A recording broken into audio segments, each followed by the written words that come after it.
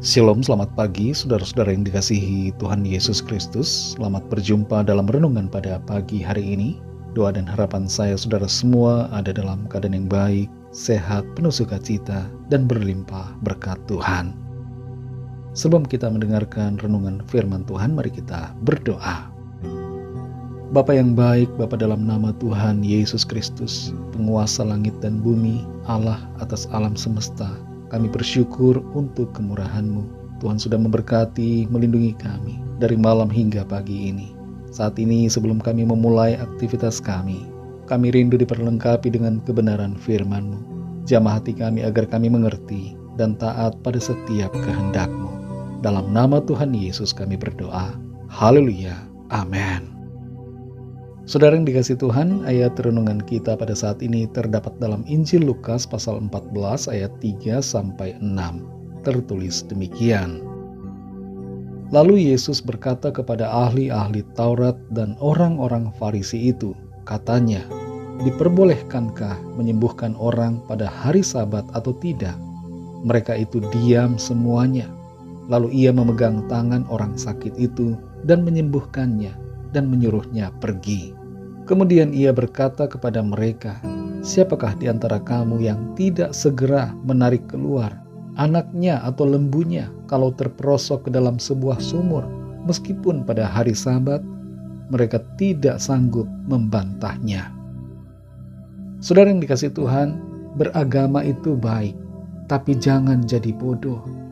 Banyak orang yang beragama tapi masih bodoh secara rohani, sehingga agama hanya menjadi sebuah legalisme, bukan sebagai sebuah sikap cinta kasih, keadilan dan kebenaran seperti yang diajarkan oleh Tuhan. Sebagai contoh kebodohan ini adalah adanya peristiwa di mana ada orang yang seiman saling bermusuhan karena perbedaan pilihan politik. Selain itu, ada juga orang yang membunuh orang lain yang tidak seagama karena merasa bahwa itu adalah hal yang baik. Atau contoh lainnya, ada orang yang tidak mau mengunjungi dan tidak mau mendoakan orang yang sedang sakit karena perbedaan denominasi. Hal-hal seperti ini adalah kebodohan rohani.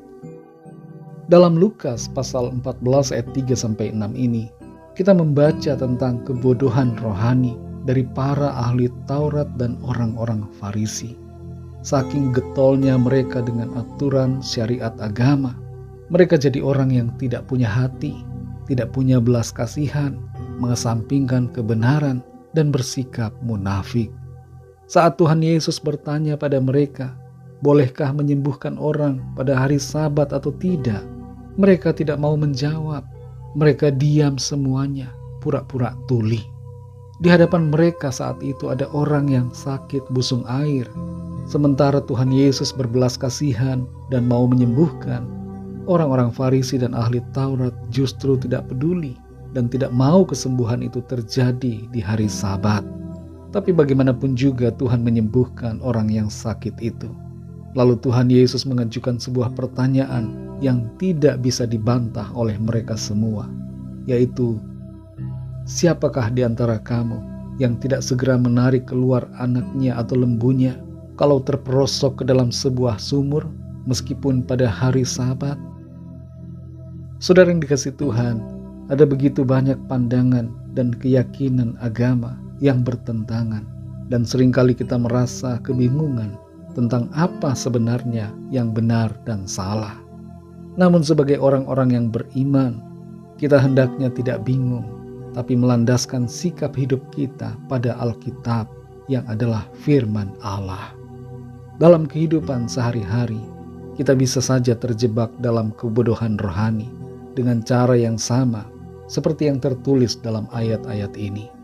Kita mungkin terlalu fokus pada aturan atau syariat buatan manusia, sehingga kita mengabaikan kebenaran, hikmat dan kasih yang diberikan oleh Tuhan. Kita mungkin terlalu sibuk mencari jawaban yang mudah, atau kita takut dan kita mengikuti arus, sehingga tidak lagi memiliki prinsip dan pandangan yang benar-benar berakar kepada firman Tuhan. Sebagai orang-orang percaya, kita semua dipanggil untuk hidup dalam kebenaran yang sejati dan hidup sesuai dengan kehendak Tuhan. Kita perlu setia membaca dan mempelajari firman Tuhan, dan minta hikmat Tuhan agar kita semakin mengenal dan mengerti akan kehendak-Nya. Mari saudara, tinggalkan kebodohan rohani dan kenallah Tuhan Yesus, Allah yang telah datang sebagai manusia, yang penuh kasih dan selalu setia, serta tinggallah dalam firman-Nya agar kita mengenal kebenaran.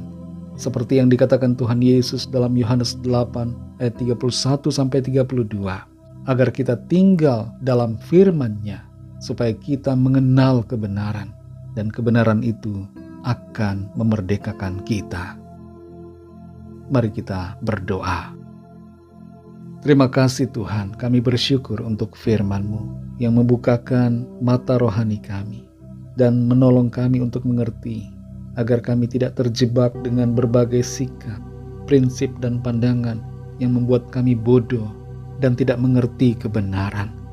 Tolong kami ya Roh Kudus, kuasai hati kami, penuhi hati kami Tuhan dengan firman-Mu, dan berikan kami pengertian demi pengertian, agar kami semakin mengenal Engkau Tuhan, dan semakin mengerti akan apa yang menjadi kehendak-Mu bagi kami, sehingga apa yang kami lakukan dalam hidup ini senantiasa selaras dengan apa yang menjadi kehendak Tuhan. Terima kasih untuk firman-Mu. Berkati kami di sepanjang hari ini dalam segala aktivitas kami. Pimpin dan sertai kami, agar semua yang kami lakukan senantiasa menyenangkan hati Tuhan, dan kehidupan kami menjadi berkat bagi banyak orang. Kami berdoa bagi yang sakit dan yang sedang dalam pergumulan, agar Tuhan menjamah dan menyatakan kuasa mujizat-Mu bagi setiap kami. Kesembuhan terjadi, pemulihan terjadi, kelepasan terjadi, kemenangan, mujizat Tuhan kami alami. Terima kasih Tuhan. Segala puji, hormat, syukur hanya bagi-Mu. Dalam nama Tuhan Yesus Kristus, Tuhan dan Juru Selamat kami, Raja segala Raja, Tuhan di atas segala Tuhan, Allah atas semesta ini, kami sudah berdoa dan mengucap syukur.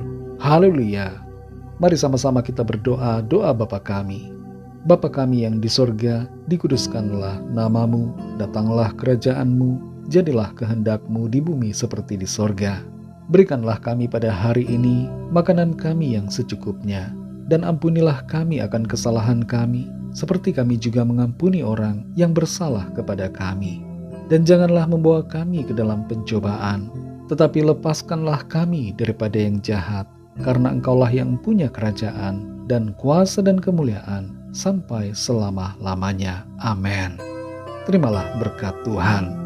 Tuhan memberkati engkau dan melindungi engkau. Tuhan menyinari engkau dengan wajah-Nya dan memberikan kasih karunia. Tuhan menghadapkan wajah-Nya kepadamu dan memberikan damai sejahtera. Berkat anugerah dari Bapa Sorgawi, cinta kasih karunia dari Tuhan Yesus Kristus, dalam persekutuan dan penghiburan Roh Kudus, menyertai kita semua sekarang ini dan sampai Maranatha Tuhan Yesus datang kembali, dan bahkan sampai selama-lamanya. Dalam berkat nama Tuhan Yesus Kristus. Haleluya. Amin. Puji Tuhan, saudara yang dikasihi Tuhan, saya percaya firman Tuhan menjadi berkat dan kekuatan buat saudara semua, dan Roh Kudus akan menolong saudara untuk lebih lagi memahami kebenaran firman Tuhan. Tuhan Yesus memberkati saudara semua. Sampai jumpa dalam renungan yang berikutnya. Haleluya.